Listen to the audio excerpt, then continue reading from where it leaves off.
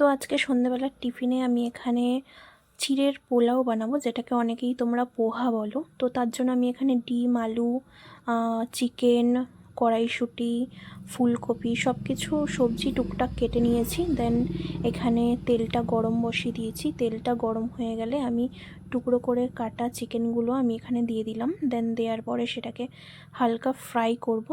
আর চিকেনগুলোর মধ্যে একটু অবশ্যই গোলমরিচের গুঁড়ো আর একটু স্বাদ মতো নুন দিয়ে দিতে হবে। দেন তারপরে ভালোভাবে ফ্রাই করতে হবে। তো তোমাদের কার কার পোহা ভালো লাগে, বিশেষ করে একটুখানি চিকেন পোহা বা এগ পোহা, আমার তো প্রচণ্ডই ভালো লাগে। তো যাই হোক, তারপরে এখানে ডিম আর চিকেনটা ভাজা আমার কমপ্লিট অলরেডি। দেন আমি এখানে পেঁয়াজটাকে ভেজে দেন তার মধ্যে আমি আস্তে আস্তে সব সবজিগুলো দিয়ে দেবো। কিন্তু তার আগে আমি কালকের জন্য এখানে চিকেন ম্যারিনেশন করছিলাম, কারণ কালকে একটু প্রোগ্রাম আছে যে আমরা তন্দুরি বানাবো। তো যাই হোক, আমাদের এখানে দেখো সব সবজিগুলো দিয়ে সেগুলো একটু সতে করে যখন একটু হালকা ভাজা ভাজা হয়েছে, দেন একটু হলুদ দিয়ে ভালো করে এটাকে ভেজে নেব।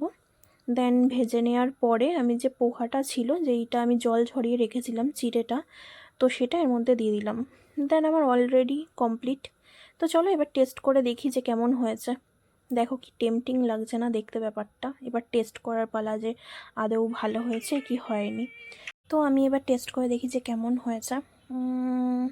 তো আমার তো বেশ ভালোই লাগলো, টেস্টটাও ভালো হয়েছে, মানে পারফেক্ট পুরো। তো চলো আজকের মতন টাটা, দেখা হচ্ছে নেক্সট ভিডিওতে। তো টাটা।